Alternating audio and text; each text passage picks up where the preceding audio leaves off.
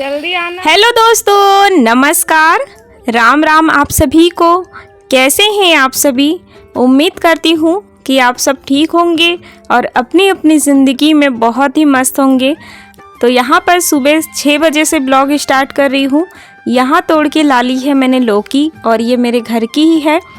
और घर का जो झाड़ू वगैरह है ये सारी चीज़ें हो चुकी है। मेरी सुबह के जो काम होते हैं जो हमेशा मैं आप लोगों के साथ शेयर करती हूँ और आप लोग बहुत प्यारा प्यारा कमेंट भी करते हो, उसके लिए सभी दोस्तों को मेरा प्यार भरा धन्यवाद। यहाँ पर देख सकते हैं मेरे चावल उबल रहे हैं और इधर मैं काट रही हूँ सब्जी। और आज तबीयत मेरी थोड़ी ठीक नहीं है और जब मैं वॉइस ओवर कर रही हूँ तब मेरी तबीयत ठीक है। तो प्लीज़ आप लोग ऐसा मत सोचिएगा कि आपकी आवाज़ तो बहुत अच्छी आ रही है। तो जब तबीयत ठीक नहीं थी तब का ये ब्लॉग है, यानी कि सोमवार के दिन सुबह टाइम का। तो देख सकते हैं चावल मेरे उबल चुके हैं और चलिए इनको पसा लेते हैं। और मेरे घर में पसा के ही चावल बनाए जाते हैं। और आज बहुत मुश्किल से काम कर पाई हूँ। मेरा जो राइट हाथ है, सीधा हाथ, वो बहुत ज़्यादा दर्द कर रहा है सुबह से ही। और थोड़ा सा फीवर भी है मुझे, क्योंकि रात में ज़्यादा ही तेज़ फीवर था, जिसकी वजह से कुछ भी मेरे से काम नहीं बन रहे हैं। और बीपी मेरा लो हो चुका है, चक्कर से भी आ रहे हैं। तो यहाँ पर जो है मैंने चावल पसा ली है, सब्जी की तैयारी कर ली है। तो चलिए सब्जी फ्राई कर देते हैं। और ये लौकी की सब्ज़ी जो घर की लौकी होती है बहुत ही टेस्टी बनती है। और आज बनाऊंगी मैं इसे दही डालकर सब्ज़ी बनाने से बहुत ही अच्छा टेस्ट होता है, लाजवाब सब्ज़ी बनती है। आप लोग बनाते हो या नहीं, कमेंट में ज़रूर बताइएगा।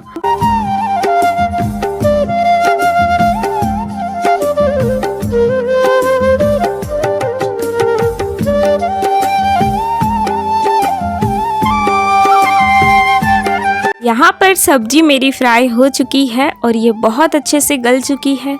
तब तक मैंने दूसरा काम कर लिया है, पानी वगैरह भर लिया था पीने का, बाहर का सबका। तब तक हमारी सब्जी भी बहुत अच्छे से गल चुकी है।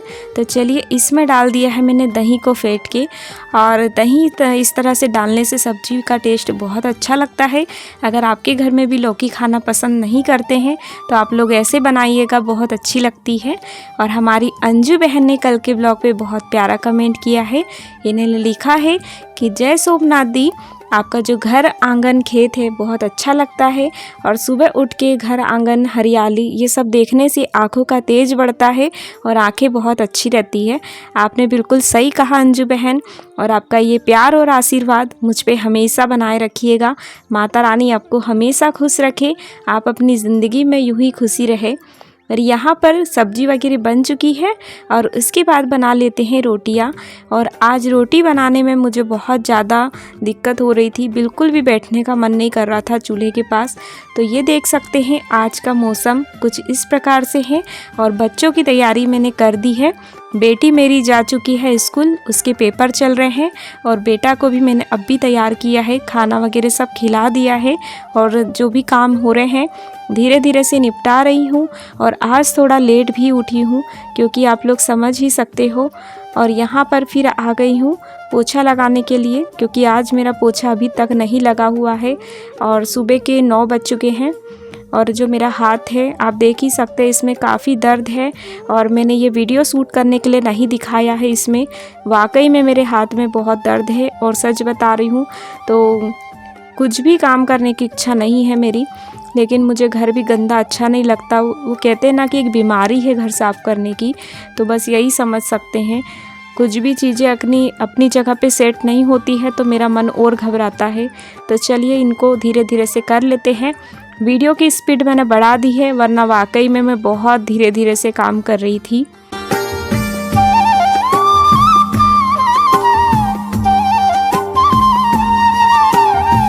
और आप देख ही सकते हो मेरी हालत, मुझे इतनी ज़्यादा वीकनेस हो गई है, क्योंकि रात को भी मैंने अच्छे से खाना नहीं खाया है। मुझे कल शाम से ही फीवर हो गया था, तो उसकी वजह से भी। और सुबह भी जो है उठी हूँ तब से मुझे हल्का सा फीवर है और हाथ की दर्द की वजह से ही मुझे फीवर हुआ है। तो यहाँ पर देख सकते हैं, लेकिन मेरा मन नहीं मानता है, आराम करने का बिल्कुल मन नहीं होता है। बस एक उम्मीद लगा रही हूँ कि इतना कर लूँ फिर सो जाऊँगी, और एक एक काम करके यही कर रही हूँ, इतना कर लूँ फिर सो जाऊँगी, लेकिन ऐसा नहीं होता है। तब तक हम घर के पूरे काम निपटा ना ले, तब तक हमें एक पल भी आराम नहीं मिलता है। तो चलिए कर लेते हैं, पोछा लगा लेते हैं। सारी चीज़ें अपनी जगह पे सेट होती है तो घर भी अच्छा लगता है, दिल को सुकून मिलता है। तो कल की वीडियो पे एक बहुत प्यारा कमेंट आया था, उनकी आईडी है युग यादव। इन्होंने लिखा है कि दीदी आप बहुत अच्छी हो, आपका ब्लॉग मुझे बहुत अच्छा लगा, आप मिट्टी के तवे पे रोटी क्यों नहीं बनाती हो। तो सिस्टर, हमारे यहाँ पर ऐसे ही रोटी बनाई जाती है, जिसको बनाना है वो बनाते भी हैं, लेकिन मेरे यहाँ कभी नहीं बनाई। तो जैसी आदत रहती है वैसा ही करते हैं, और सबके यहाँ के अलग अलग तरीके होते हैं हर चीज़ बनाने के। और इन्होंने आगे लिखा है कि मैं आपकी वीडियो पर पहली बार कमेंट कर रही हूँ, मेरा जो कमेंट है आप वीडियो में बोलना। तो ज़रूर बहन, आपका बहुत बहुत धन्यवाद, आपका दिल से धन्यवाद करती हूँ। माता रानी आपको हमेशा खुश रखे। यहाँ पर देख सकते हैं पोछा मेरा आधा लग चुका है और आधा और लगा लेती हूँ। और सच बता रही हूँ, आज पोछा लगाने में मुझे आधा पौन घंटे लगे हैं, चारों रूम का पोछा लगाने में। वहीं पर मैं अगर अच्छी भली रहती हूँ तो 20 मिनट के अंदर में पूरा पोछा लगा लेती हूँ। तो 10 से 15 मिनट मुझे ज़्यादा लग गए, क्योंकि इतना काम करने के बाद मैं थोड़ा सा बैठ जा रही थी, हल्के से चक्कर टाइप के आ रहे थे। आप समझ सकते हो, कमज़ोरी आ गई है पता नहीं क्यों एकदम से। और जबकि मैं ऐसा कुछ भी कि भूखी रहती हूँ और फिर बहुत ज़्यादा बीमार हूँ, ऐसा कुछ भी नहीं है। बस एक ही दिन में मेरी हालत खसक गई। तो आप लोग प्लीज़ ऐसा मत सोचिएगा कि हमेशा मैं अपना ही रोना रोते रहती हूँ। जो भी चीज़ें मेरे साथ होती है मैं हमेशा आप लोगों के साथ शेयर करती हूँ, क्योंकि अपना परिवार मानती हूँ आप लोगों को मैं। और परिवार को सारी बातें बताना अच्छी बात होती है, क्योंकि मैं अपने ब्लॉग में कुछ भी झूठ का सहारा नहीं लेती हूँ। जो भी रियल होता है वही बताती हूँ, वही बोलती हूँ और वही दिखाती भी हूँ। तो चलिए आप लोग ब्लॉग में कंटिन्यू बने रहिए। आज का ब्लॉग थोड़ा सा भी पसंद आ रहा हो तो वीडियो को लाइक ज़रूर कीजिएगा दोस्तों, क्योंकि आप सभी दोस्त लाइक करना भूल जाते हो। हमारे कुछ भाई और बहन ही लाइक करते हैं और बहुत सारे लोग लाइक नहीं करते हैं, तो प्लीज़ लाइक कीजिएगा, आप लोगों से रिक्वेस्ट करती हूँ। और हमारी रितिका बहन ने पूछा था, इनकी आईडी है अजीत सिंह।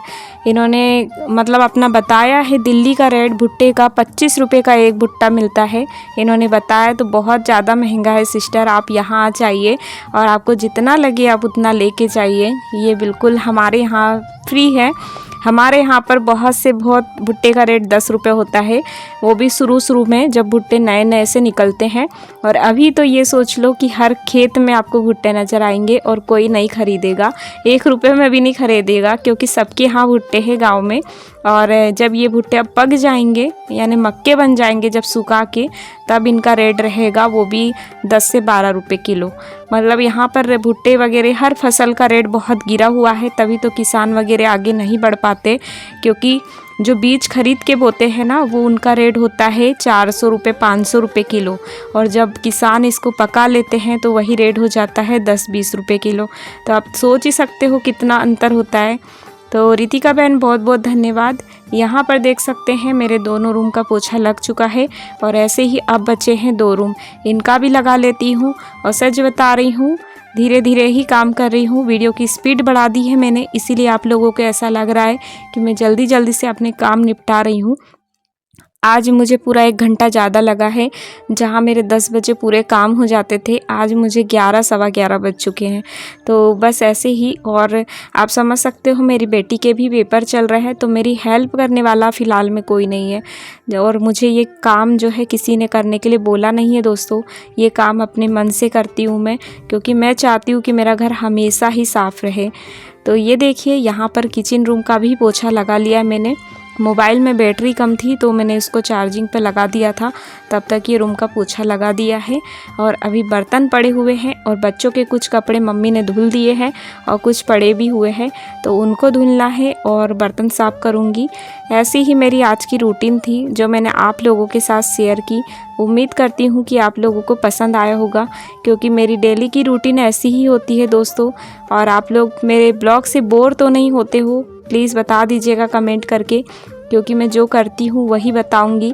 और हमारी जो हाउसवाइफ़ की रूटीन होती है वो डेली ही एक जैसे होती है, बस खाना वगैरह अलग बनता है, बाकी जो काम है वो हमेशा ही एक जैसे होते हैं।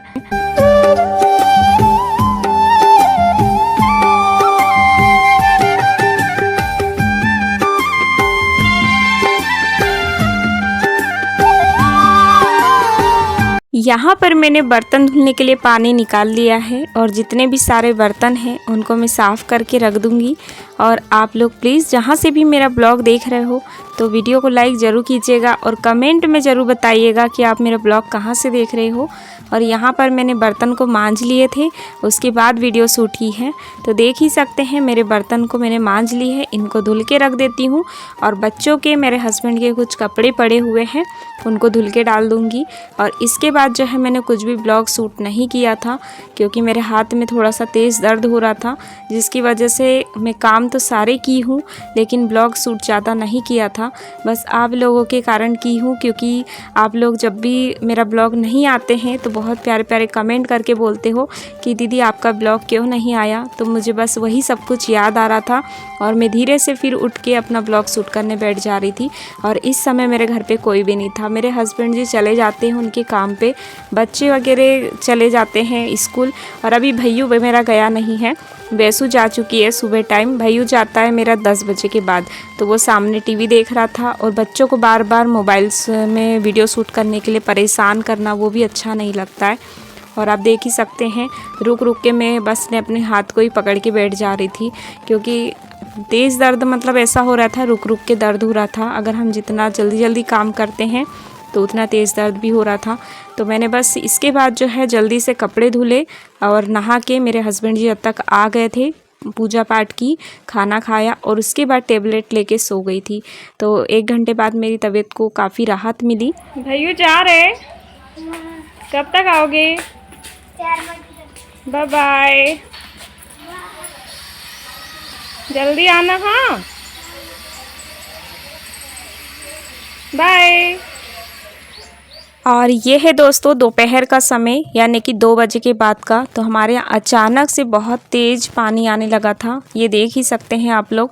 बहुत तेज़ बिजली भी कड़क रही थी, बादल भी गरज रहा था। और ये देखिए कितना भयंकर सा मौसम बन चुका है और बहुत तेज़ बारिश हो रही थी। इसके पहले और तेज़ हुई थी।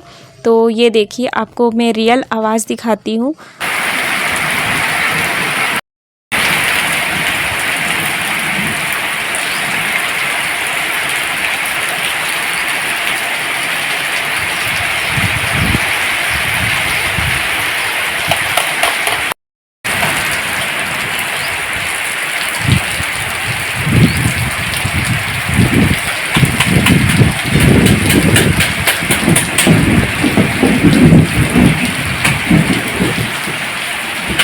तो कैसा लगा दोस्तों आज का ब्लॉग? उम्मीद करती हूँ कि पसंद आया होगा। पसंद आया हो तो वीडियो को लाइक कर दीजिएगा। मेरे चैनल पे जो भी न्यू है तो चैनल को सब्सक्राइब कर दीजिएगा। मिलती हूँ एक प्यारे से ब्लॉग में, तब तक के लिए आप खुश रहिए, अपनी ज़िंदगी में आगे बढ़ते रहिए और तरक्की करते रहिए। यही मेरी ईश्वर से प्रार्थना है। आपकी फूलों की बगिया हमेशा ही महकती रहे, आप सब के लिए यही दुआ है। मिलती हूँ एक प्यारे से ब्लॉग में, तब तक के लिए बाय बाय, राधे राधे।